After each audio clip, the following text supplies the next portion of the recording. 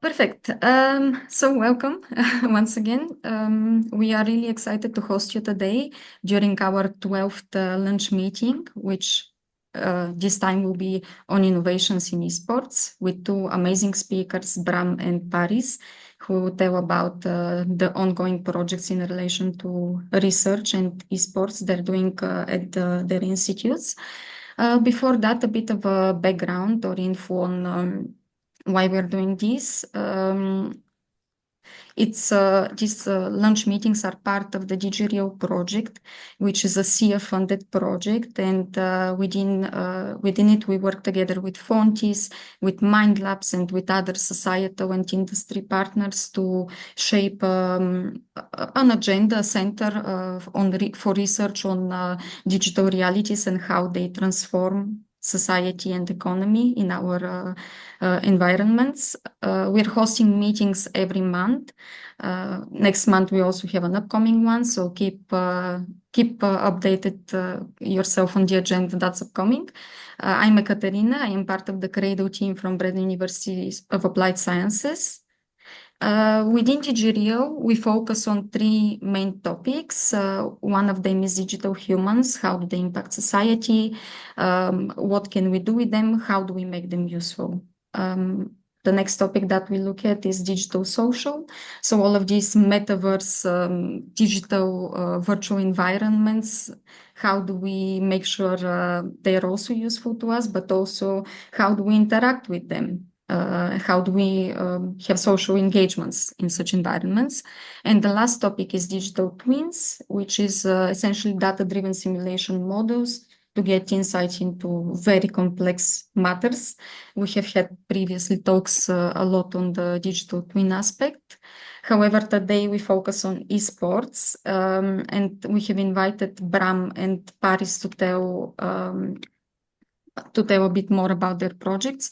Paris works at Tilburg University at the Cognitive Science and Artificial Intelligence department, and he coordinates the Mind Labs Game Lab. He will tell you more about it. We also have Bram, who will be giving a talk after Paris. He's a colleague at the Breda University of Applied Sciences at the Applied Data Science and Artificial Intelligence department. And how it happened that I know Paris and Bram quite well. With Paris, we have been working together already since 2 years. It was firstly a passion project where we simply just collected esports data from players and matches from the esports team of Breda University of Applied Sciences called the Breda Guardians. And then we grew it by involving Bram and other partners, and we actually got a growth project from Tilburg University together. But I will stop here because this is the time for Paris to tell you more about what they do in Tilburg, and afterwards Bram. For now, Paris, you can share your screen and please, have your spot. Yes, thank you, Ekaterina, for the introduction. Let me share. I think everybody can see my screen, right? Okay. Well, thank you again, Ekaterina, for inviting me, and thanks everybody for joining. I am Paris, or Paris, if you say it with a Greek pronunciation. I'm going to talk to you about esports and affective computing. There is some work that I've done as a PhD student and later on after that. First of all, I got my PhD on player effect modeling and video game personalization. What I mean by player effect modeling is that I look at people playing video games. I analyze through computational methods, through sensors, through all sorts of data inputs, any data that has to do with the user's emotions, and then I use that data to interpret or predict or investigate the player's behavior and maybe adapt the games on the fly meanwhile people are playing. By doing so, I became an assistant professor eventually at the Cognitive Sciences and AI department in Tilburg University. I'm also the coordinator of the game lab in Mind Labs, which is a very nice room in Mind Labs in the relatively new building. We can host up to 10 high-end computers in that room. We have all sorts of physiological sensors, sensors that measure people's heart rate, people's skin conductivity, which can be related to stress levels or arousal levels. We have cameras. We have, well, one eye tracker at the moment, but we might be ordering more fairly soon. And we have all sorts of peripherals like webcams, like game pads, like sensors that you can step on and measure your body weight. And through all of that hardware, we run research on how games can be used in different contexts, including esports, but not limited to esports. We also do games for training, games for education, games for moral improvement. That's a recent project. And I am also personally interested in games for physical therapy. So we can talk about all those after my talk if you like to.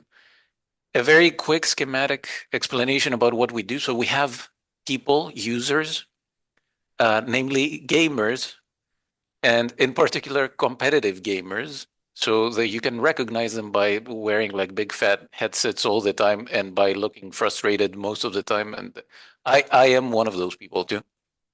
So we have competitive gamers. We put them in front of a computer. We let them play a video game, and we plug them up, or we position sensors on them or in front of them, such as, if you can look at my mouse, smartwatches in some cases, or any kinds of wearables or webcams that we use to analyze either facial expressions, do some sort of eye tracking, or maybe even body pose estimation.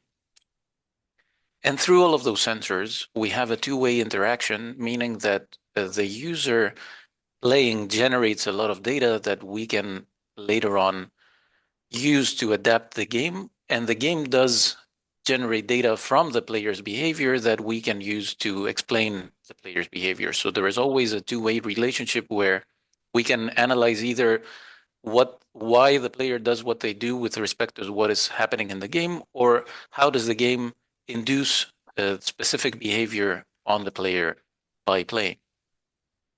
So our goals in general are, or my goals in general through my esports and effective computing studies, were to induce a condition through a game and let people play. So condition could be time pressure, it could be high stakes decision making, it could be training for muscle memory, to just get better as a gamer, a specific game. I gathered as much behavioral data as I could, or as we could, and I used AI, namely player modeling, so applied machine learning basically to analyze, interpret, or predict that behavior. And ultimately, I can use those models to optimize people's training or people's gameplay by finding patterns, basically explaining when things go well and when things don't go well. And based on that, at least give some insights on what can be changed or what should not be changed meanwhile people are playing. I'm going to talk about two quick examples. One of them considers League of Legends and player physiology. So this is the old version of the game lab when the Mind Labs, new Mind Labs building wasn't built yet. So we had again 10 computers facing each other, a row of 5 facing another row of 5. And I had a collaboration with Link Esports, which is our student esports association. And they would come in, let's say twice a week, the League of Legends team. And I will explain what League of Legends is, but those people would come and train and play competitions from the Game Lab computers. Meanwhile, we collected physiological, peripheral and game data meanwhile they were playing. The goal was to measure the in and out of game behavior of the competitive League of Legends players and analyze why or when they did or did not perform well. And before I go into a quick insights and results from that research, I want to talk to you about League of Legends a little bit. So if you're not familiar with League of Legends, maybe good for you, but League of Legends is a 5 against 5 online competitive MOBA, multiplayer online battle arena, something like that. So quickly, 5 people spawn at the bottom left and they fight against 5 other people at the top right. And each one of those people has a unique hero that has specific spells and abilities. And their goal is to destroy the opponent's base. And usually a game lasts between, let's say, 20 and 40 minutes.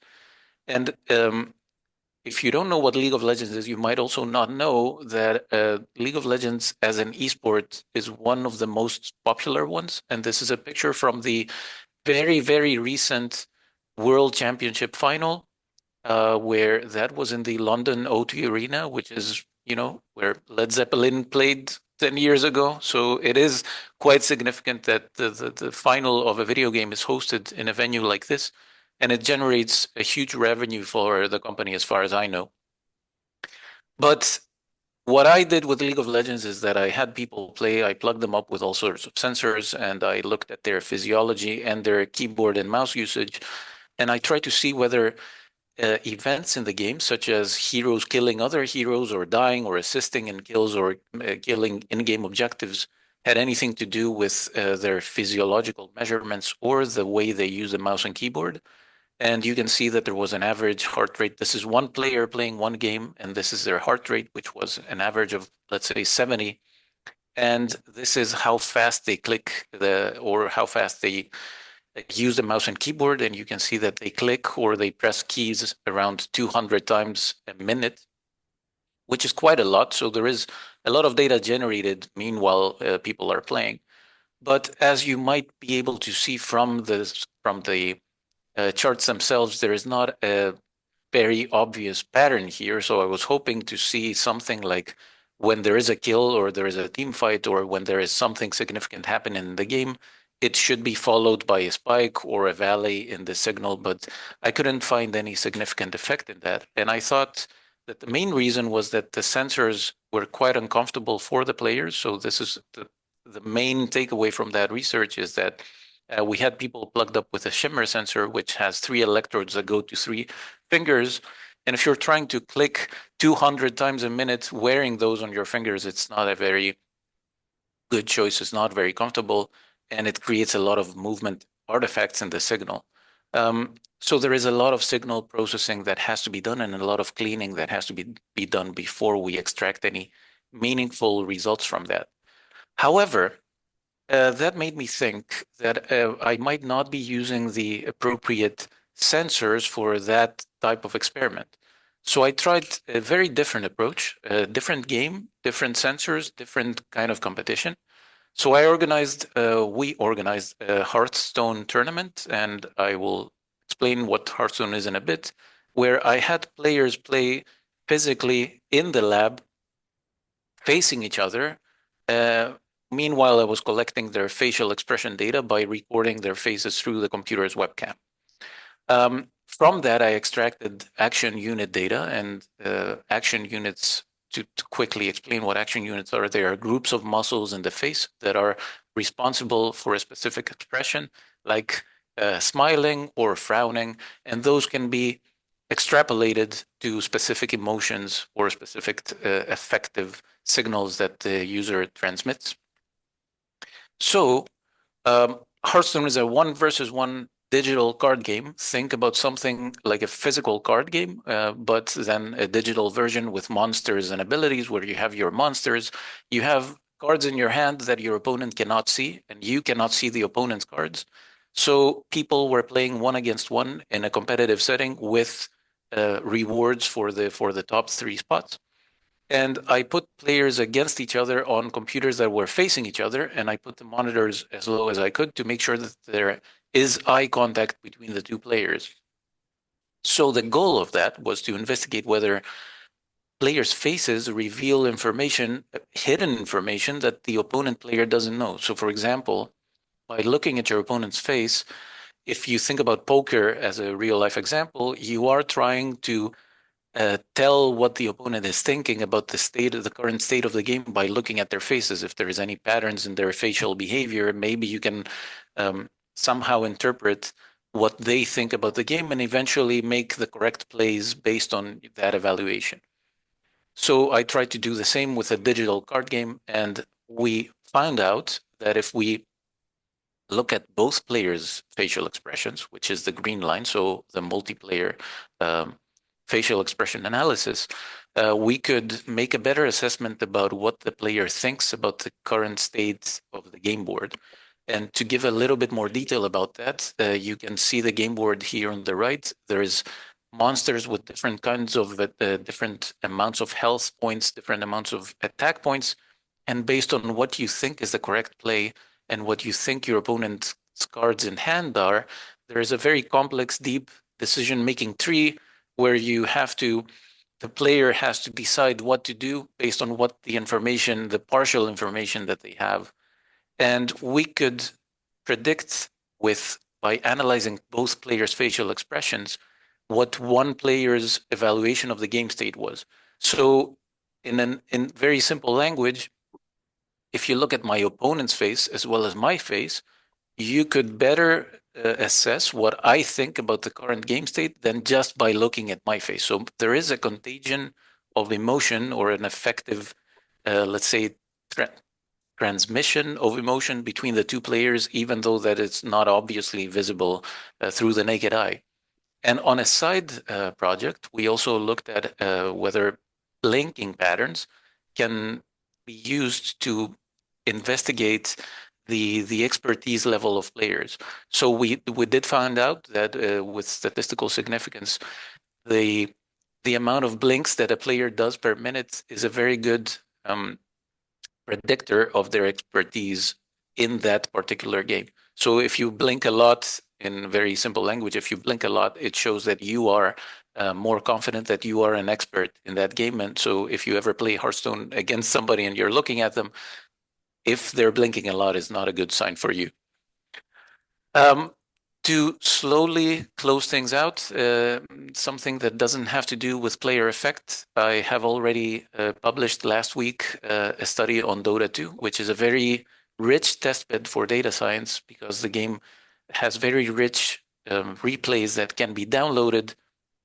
It is a game that is quite similar to League of Legends, and we showed that a team of 5 players doesn't always have to play in synchrony in order to perform better at a competition. So teams that had less positional synchrony, so teams that move less as a unit, are better performing in the context of that game. And that's a very interesting finding, I think is a counterintuitive finding.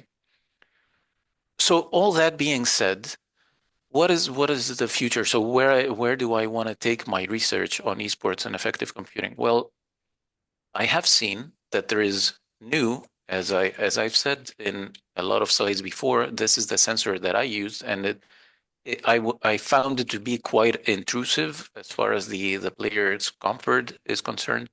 But there is new, less intrusive, less invasive, more affordable and more reliable sensors because this technology is ever evolving. For example, this is the Nuanic ring that Bram might talk about, but instead of having 3 electrodes, one on each finger, you could have a simple ring like that does exactly the same job, and you could collect the same nature of data in a very much less invasive way. There's all kinds of new games and genres that rotate in popularity. So, of course, League of Legends is still popular, but there has been new games that become popular as time goes by. And performance assessment and analysis is an ever-evolving domain. So I don't think there is any game, any esport that has been solved that people have found an optimal way to play. So becoming better is something that I think is something that will never stop in terms of at least scientific research. There is an abundance of data. As Ekaterina said, for example, we are currently collecting data from multiple esports. There is plenty combinations of sensors that we can use to extract all kinds of behavioral data from the players, and there's plenty of algorithms that we can apply in order to interpret that behavior and use those signals that users submit in order to tell them what is going wrong, maybe things that they are not considering during gameplay, or tell them how to do things right when they are doing things right. And my final remark would be that I think, at least in my opinion, this is a relatively underdeveloped domain. I have worked previously as a developer for a physical sports analytics company. And I have seen that there is plenty of dashboards and plenty of toolkits and plenty of startups and plenty of companies that develop all sorts of analytical toolkits to assist coaches, to assist players, to assist all kinds of people that work around that particular sport. And I think that there's plenty of room in esports for esports to take the same road and to assist the players, the coaches, the people who want to become athletes, the data analysts, the casters, all kinds of people that are working around esports. So this is it. Thank you very much. If you would like to ask any questions, Katerina, I'm not sure if we're going to do questions now or we're going to do them at the end of the session. We'll do them at the end, so after Bram's presentation as well. But Okay. please, you can save your questions or note them already in the chat. Yes, and if you would like to talk more in private, you can take a picture of my email and we can always talk through that. Okay. Thank you so much, Faris. Indeed, very interesting to see your opinion as well on the future of this sector. And I fully agree with you that, in my opinion as well, it's still underdeveloped and there's a lot to gain in this sector. Now, I would like to invite Bram to share his screen and to, yeah, you can share. I gave you access now, you should be. Yes. Yeah. Can you see my screen? It's loading. Yeah, Okay. so we can see it. So Great. go ahead. So welcome everybody. I'm Bram Heijligers. As Paris and Katrina explained, we're also doing a project together, and I think there's some overlap and tying into. So we're doing a project to enhance performance for the Breda Guardians esports team through data analytics, and it's essentially a multimodal data science toolkit to assess player and team performance and team dynamics for esports matches. So I'm a lecturer of applied data science and AI and a PhD candidate in Tilburg University. And I actually started at BUAS doing a bachelor in game architecture and design, specifically game design and production. And after briefly working in industry, I thought that game design knowledge is a little bit more than an art and a science. So I wanted to develop this more, and I went to do a master in computer science and AI. That's the program where Paris teaches, to try to develop or find the scientific knowledge I wanted to have, but that was too big a topic. So I was looking for a PhD to continue my work. And after a short while, I was invited to join BUAS as a data science and AI lecturer by Frank Peters, and then Igor offered me a PhD position to continue that work with an emphasis on teams. And now I've worked here for 3.5 years to set up the bachelor, which took most of my time until recently, sadly, but now there's an overlap between education and research, and now it's taking up steam again. And that's when Katerina approached me, as I'm teaching now the third year specialization projects, mainly revolving around how to analyze games. So the Breda Guardians, we're doing a data science project for them to improve the coaching and to get funding. And it's an esports organization funded by the municipality of Breda and housed by BUAS, Breda University of Applied Sciences, part of the esports minor leisure and events. And they wanted to grow their organization, team activities, and educational capacity, identifying research as a potential driver. And some of my students, they're actually part of Breda Guardians, and they were eager to do a project, which is when Katerina approached me, and I developed a project around that. And as the Paris and Katerina already said before, they already did a project with that, also in collaboration with Wilco, which we built upon.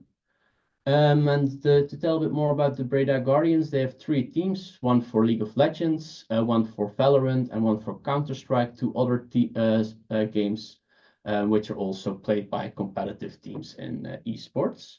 And it's run by interns. One is the community manager, Zoe de Bruin, one event manager, Asrin, and the research manager, Samuel, who is also an AI student.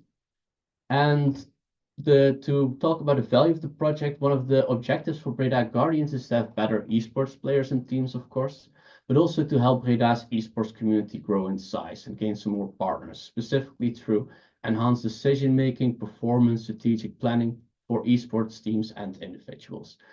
And by doing so, we want to develop a comprehensive and easy-to-use toolkit for coaches and players that use game analytics and physiological data.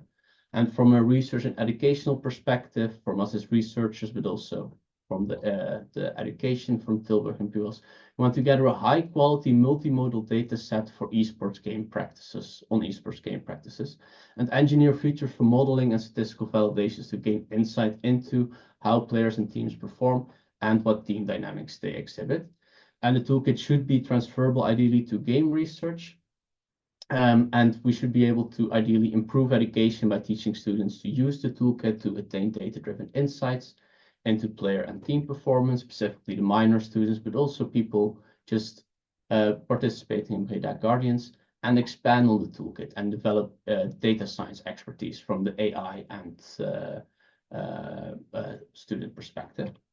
So the initial focus was really data collection. How can we automate it, make it as easy as humanly possible, and create a high quality multimodal data set? Because there are a lot of people coming in there, playing, practicing, and it's a shame that all of this potentially to collectible data is going to waste.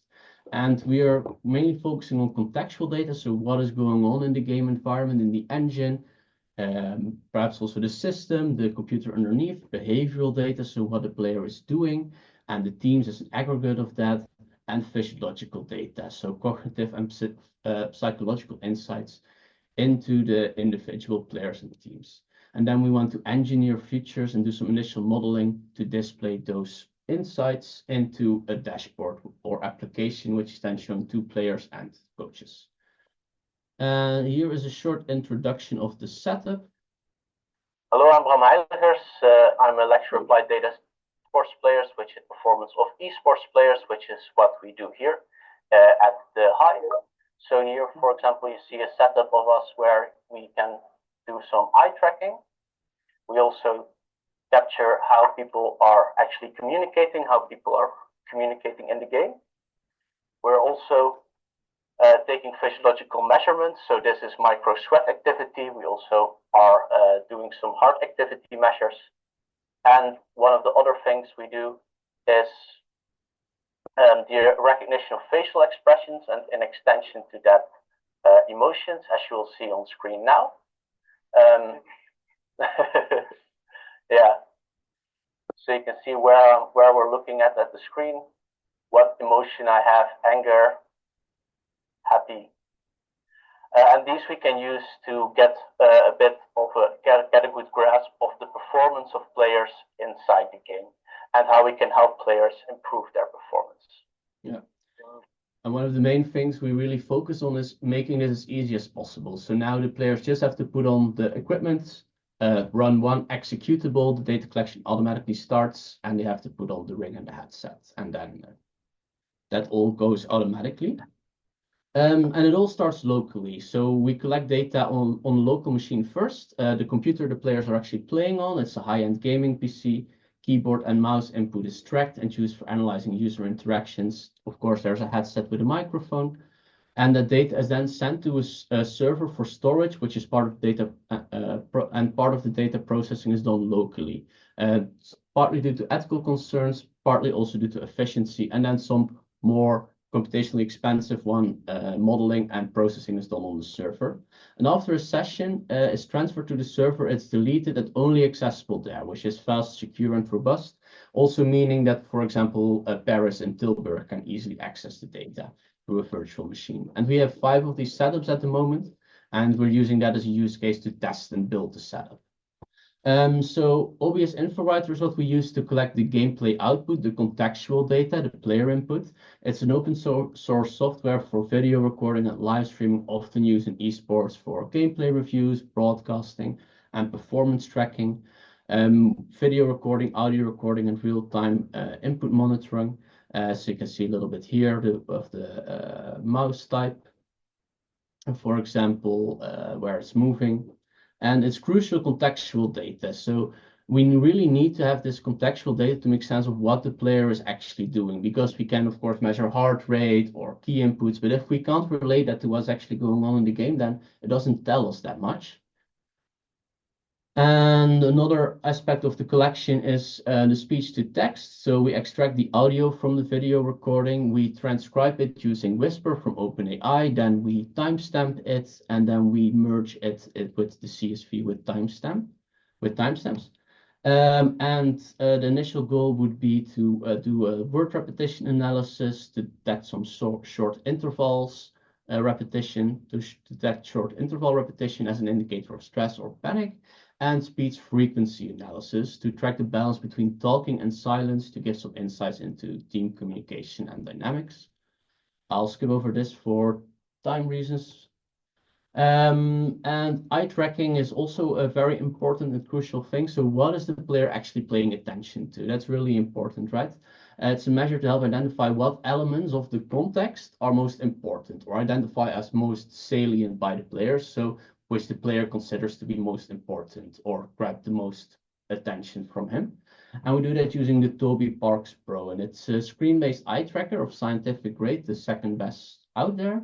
And it operates at 60 Hertz, giving some very high quality data. And it provides us with some eye tracking data, so where somebody is looking in real time, but also pupil dilation, blink rate, and the duration of the blinks. And here you can see a little bit of how it works. It's the red dot. You could also see it on the setup before. And it's mounted underneath the screen. Oh, and here you can see it live. So this is a live overlay in HTML where we merge the video game footage and audio footage with eye tracking data. And you can see the white dot, the white circle is where a player is looking. And here mainly watching, well, sort of like camping. And then, for example, maybe something happens in game, the player pops up and or he's looking at the map, and those are all important things we want to pay attention to. And yeah, and this is very nicely synchronized. Then let's go to the next. So the other thing we, as part of the setup is a Logitech StreamCam, a high quality webcam used for recording or live streaming sports activities, capturing video and audio for performance analysis. It's full HD, 60 FPS, very wide aperture, so that's in a lot of light. And it's 60 Hertz, which is our target frequency for data collection. So that is the frequency at which we save data essentially. And we save a video of the participant. Currently, we don't store that because of ethical concerns, but we might do in the future. We extract facial expressions, also all these dots on the face and action units, same as Paris. And we can also use it as a proxy for the emotional state, anger, happiness, frustration, and to get also a bit of a grasp of the lighting conditions. So here you can see a demonstration of how it works with all the dots.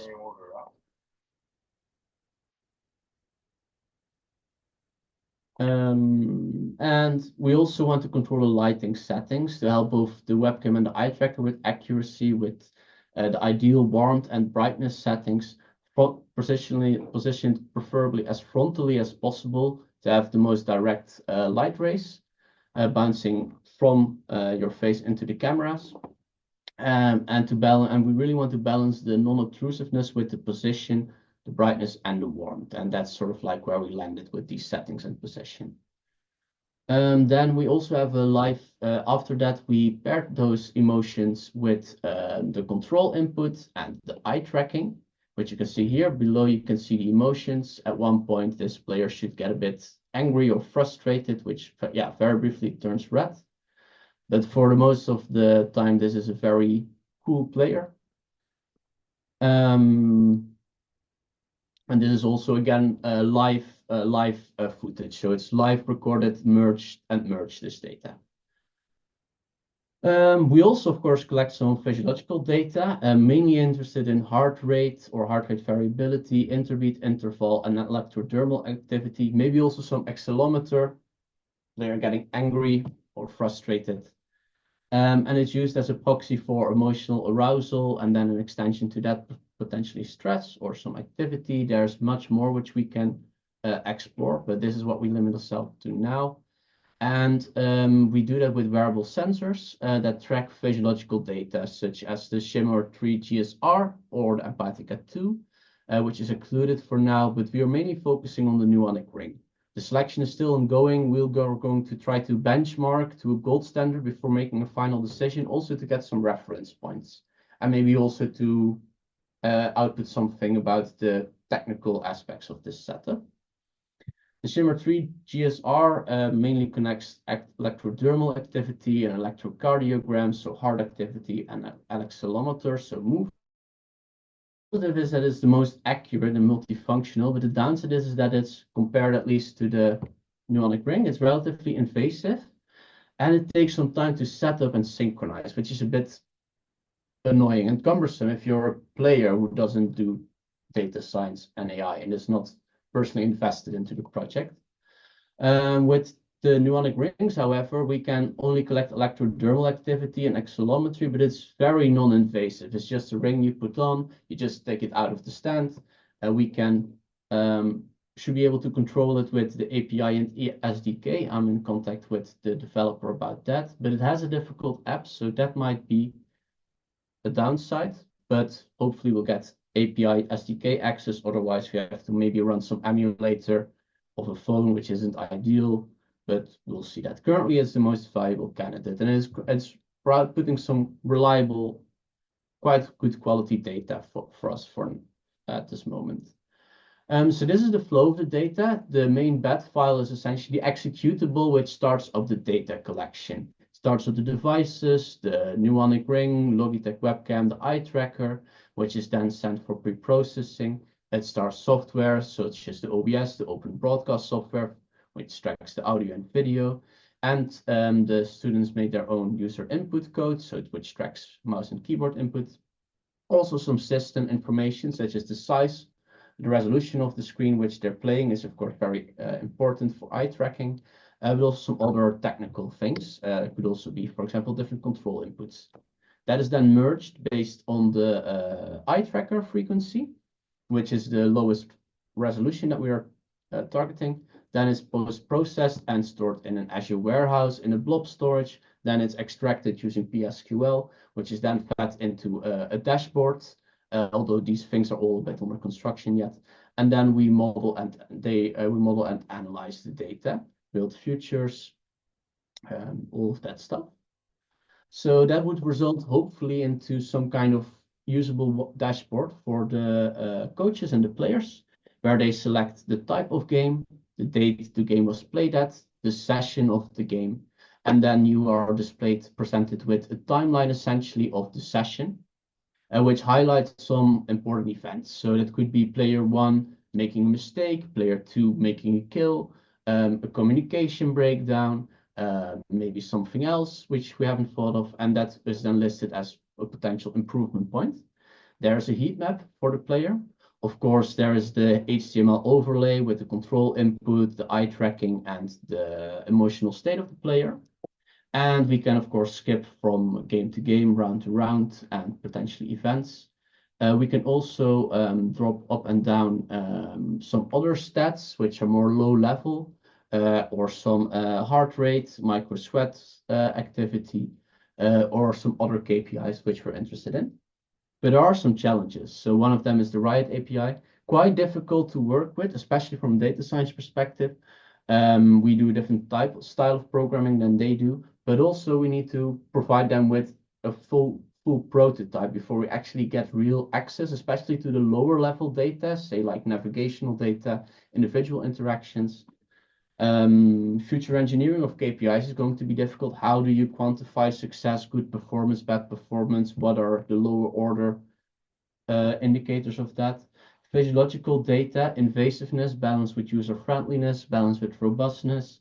Some other things which are informative, but which we are not able to track yet, or will give other problems, such as brain activity, would be interesting, but having a headset on your head while wearing a headset with a microphone, not really ideal.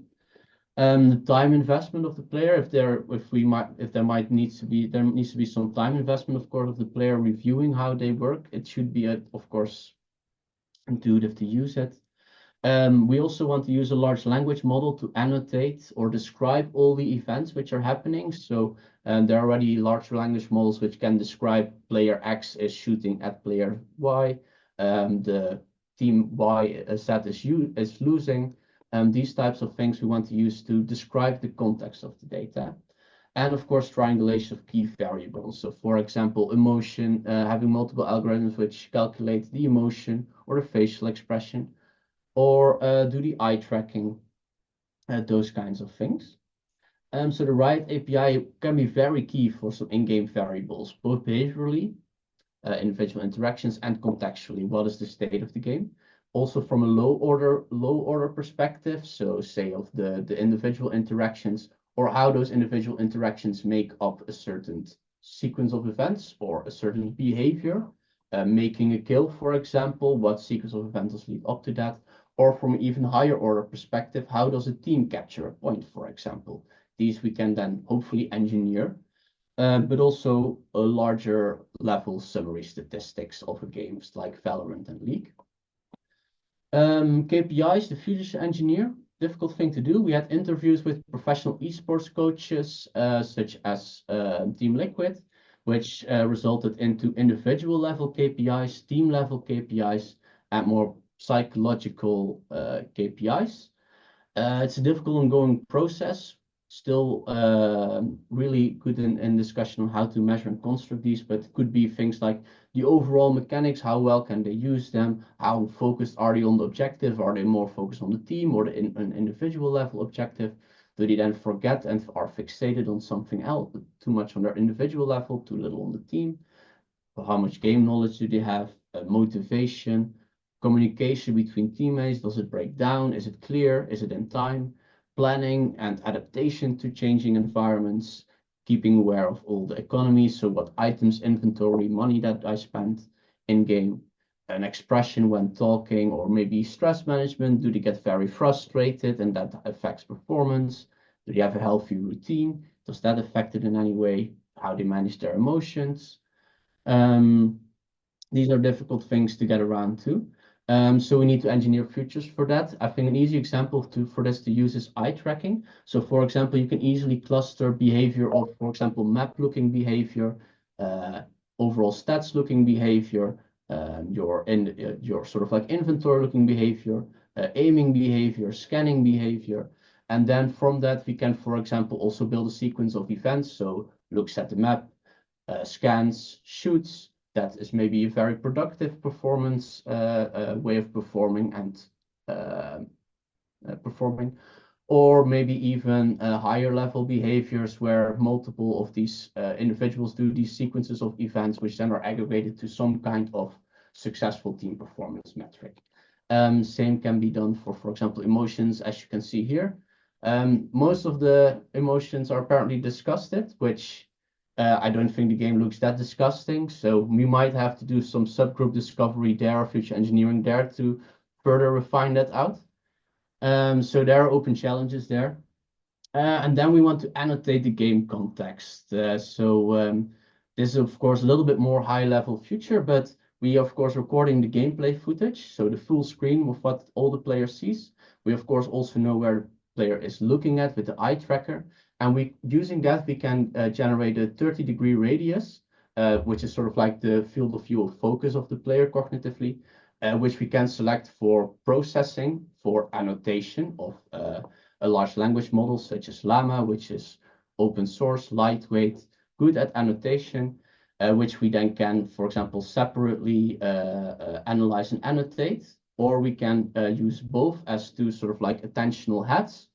So it sort of like has a idea of what the entire game is doing from the viewpoint of the player, and where the player is specifically paying attention to the salient information you have as you have it. And then these output probabilities could be then again suggested to a sort of like larger level large language model, a sort of omnipresent coach, which then would output some kind of description of how the team is doing, how well that is going. Maybe it can predict some things which are going wrong, and we can do that for each of the 5 players. Potentially, if it's all vectorized data, we can also put in things like the emotional state of the players, or physiological data, maybe some control input. That's really as exploratory part, not something we'll do before the first phase of the project. But at least when the data collection is there, we have the possibility to explore all those things. And there, of course, are plenty of caveats, some of which we are still surely to explore. It's also will be, well, Llama is relatively inexpensive computationally. This will be computationally expensive. We will have to run this on the server. But yeah, we can just leave those jobs on in the background.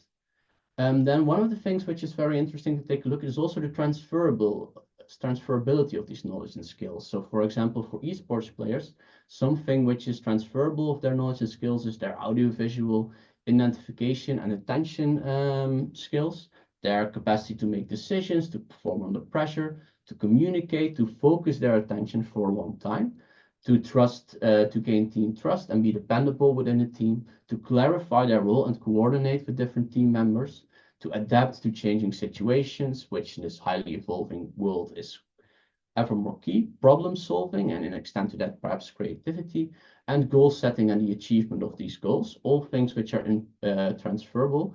And there are already use cases such as Ukrainian drone pilots are being hailed for, gamers are often being recruited as Ukrainian drone pilots, for example.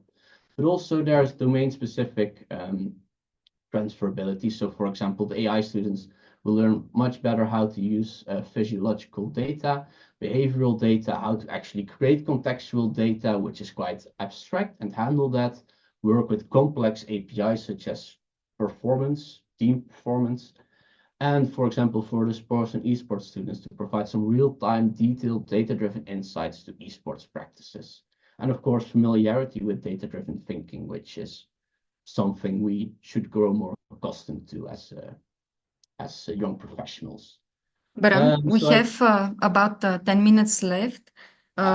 Yeah, so it would be nice if we can go into a discussion around now. Do you still have a lot of slides to present, or you're No, I think this is the the important thing I have been said. We'll just continue building on this project, get more partners, collaborate, deepen our research, also transfer the toolkit functionality to game research and design. And our end goal would be to have a data-driven AI coach and a large consortium.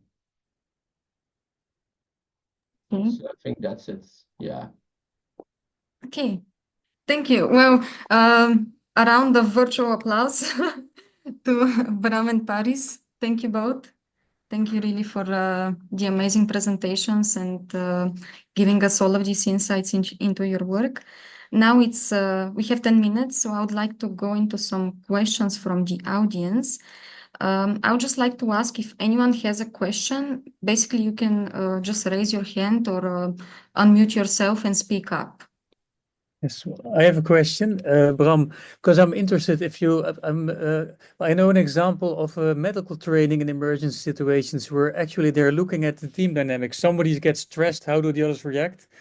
And if you would look at your data without looking at the game data, but just at the way people react to each other, can you do that? And did you try that, or is that a plan? So come again. So it's the so if you look just at the team dynamics and let's say in the medical teams, you see it depends on who is giving what kind of strong emotional signal, how the team reacts, if the team can deal with it or not.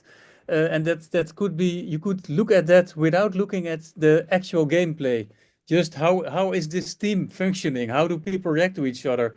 Do they support? Do they get stressed when somebody panics? Or yeah, so I think the contextual data is relatively key to have a high accuracy. But I think after we've made an initial data set, we might be able to just predict a team breakdown just from facial expressions or communication. That is probably possible, but ideally, I think combining as much data streams and context would be an ideal starting point. But I think that's possible. I understand that that's richer, but if you wanted to focus, because that is many not in game but in other situations, if you can just give teams feedback on how they operate as a team and how they react on each other, supportive or non-supportive, and if they listen to everybody in the same way, you know, this kind of things.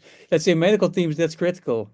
Yeah, and I think from just intonation, speech, facial expressions, but also I'm of course moving my hands about a lot, but also body posture. I think you can probably already predict how a team breaks down. Yeah. Okay, thanks. I see a question from Vanelin. Yes. For me, it would be, this is very interesting. I personally work in the domain of innovation in sports. I represent Cluster Sports and Technology based in Eindhoven. We work in three domains with our partners in the cluster. One is workplace vitality, and the other one is, of course, sports, innovation in sports, and also innovations for sports and vitality in the public space, which is not that relevant in this case. But I would be very curious where esports and innovation in sports or innovation at for vitality in the workplace meet. Because I'm sure there are some touch points. I just don't know which they are at the moment. But I see a lot of companies we work with that have, let's say, some innovative tools for performance for athletes and semi-pro athletes, let's say, in all types of sports might be relevant to esports. And then the other way, I think some of the tools you have for the teams might be very much interested for companies that wish to make their workers more vital and healthy at the workplace. So I think that's a whole big topic where the two worlds meet, and I would love to sometime to discuss how this could happen.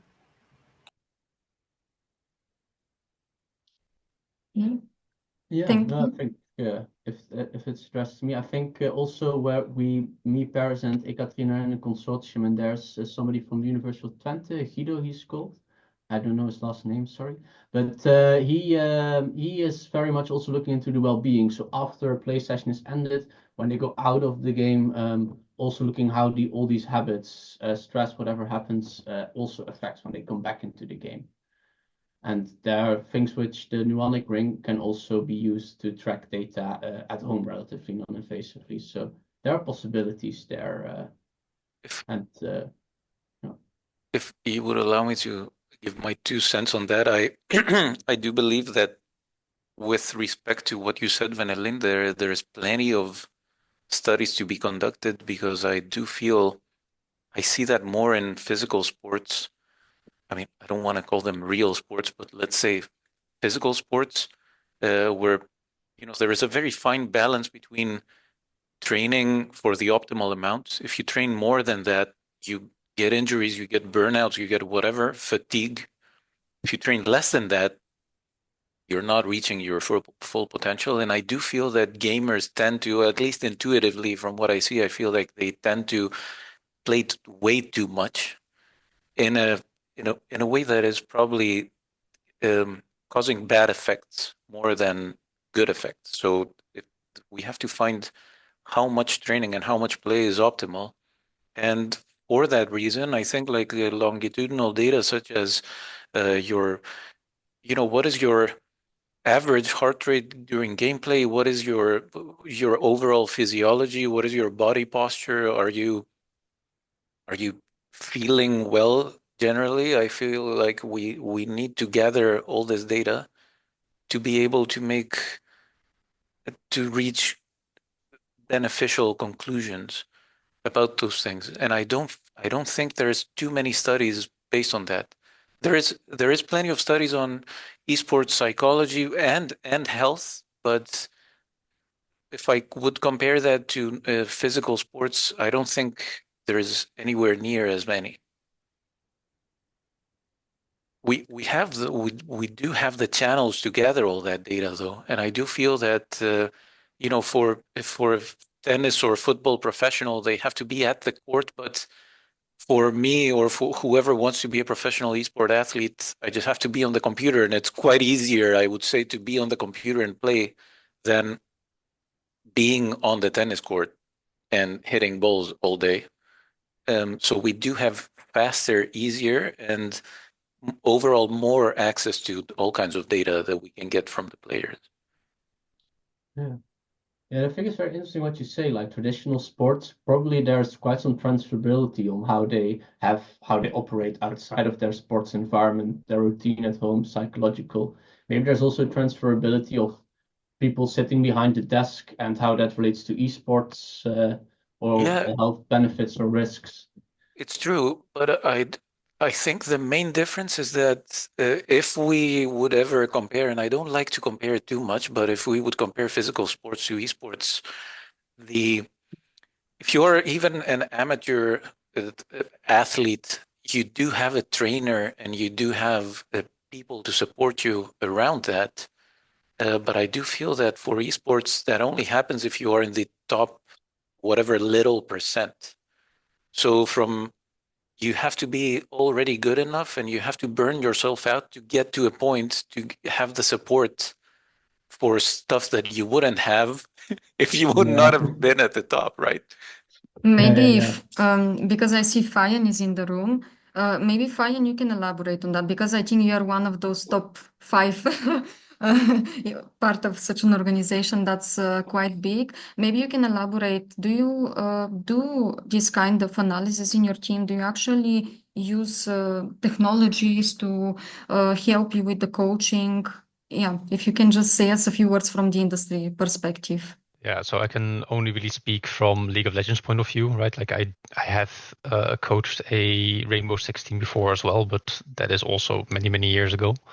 The tools that we are using for training is very limited, especially in League of Legends. It has a lot of technical limitations, like in terms of the engine of the game and also like the access that the API or even the data the API can offer. Right now, we're just already struggling with a proper game reviewing tool, which I'm in conversation with also a Dutch party that is trying to create one of those. Like that's like very, very comprehensive, but there right now is not really a lot of these types of tools. Could I actually follow up with a question as well, like if this topic is Please go ahead. Okay. Yeah, I mean, I have several questions actually, but I will reserve that for like an email or maybe even like a conversation that we can have at some point. Biggest question I have right now, though, is that what target group was used for the research? So these are people who are selected by Breda Guardians to be in the esports team. So they are not top tier teams, but they are trying to get there, and they are competitive teams. So they are going to a screening. All right, because from a slide that I saw before on certain events that were used as a measurement of like basically stress levels, right, or like heart rate and such, depending on the skill level as well, they have different meaning for players as well, right? Like if you have elite level, certain events have like a higher significant change than others, or they have just simply different meanings for, and so there will be for different people. So there's like different neurological or physiological reactions to that, right? Have you noticed anything in terms of those differences, or have you considered this as maybe a how do you say certain information that you might lack in that research? So we haven't collected that enough data yet to say something meaningful about that. But the players are reserving through a booking system. Their sessions are cataloged and also saved on the player. So indeed, each player will have different physiological signals, also different behaviors. So they are sort of like treated as a separate entity, indeed. So and we do then also want to know what would it be for example, their baseline, skin temperature, heart rate, skin conductivity, in order to make sense of that. What would be their stress state? What would be their panic state, as it were? If I'm understanding this correctly, right now you're in a stage where you're creating the foundations of what could be the research for a higher elite level. Yeah, exactly. Okay. We're building the toolkit, trying to make it as automated and intuitive and easy to use as possible. And then we go into future engineering, modeling, higher up. Right. I think we need to wrap up. Yeah, I'm sorry, but I need to close the meeting. But I would like to invite you all, because I know that there are still unanswered questions, to join us during the Breda Esports conference, because all of us will be there. We will showcase some of the technologies that we are using, and we'll discuss some opportunities for matchmaking with industry, academia, research aspects. I sent in the chat a link and some info about the event. So please join us there. And I would like to now thank you all for joining this meeting. Thank you for the amazing input from Bram and Paris, and to the people who are interested in this topic that joined the meeting. The meeting is recorded, so it will be posted on the YouTube channel. And in case you want to share the meeting with someone who was not here, I will post the link for YouTube for the YouTube channel where it is shared. Yeah. Thank you, everyone. Thank you, Katerina. Great. Have a nice Bye. day. Thank you. Bye-bye. Thank you.